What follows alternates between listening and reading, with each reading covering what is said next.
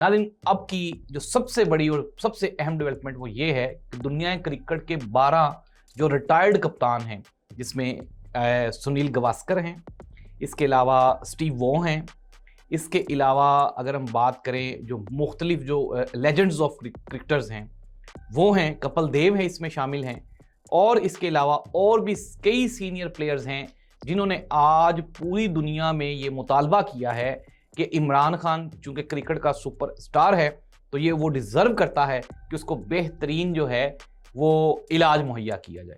लेकिन नाज़रीन, अगर इमरान खान को बेहतरीन इलाज मुहैया किया जा रहा है तो मुझे तो एक चीज़ की समझ नहीं आती, बार बार आके आप प्रेस कॉन्फ्रेंसेस क्यों कर रहे हैं, रिपोर्ट्स क्यों नहीं लेके आते डॉक्टर्स की? दिखाएं ना।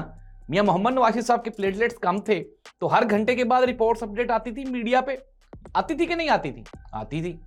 तो नाज़रीन, ये कहना कि मोहसिन नकवी और अली अमीन गंडापुर इमरान खान के खैरख्वाह हैं तो फिर तो अल्लाह का ही हुक्म है।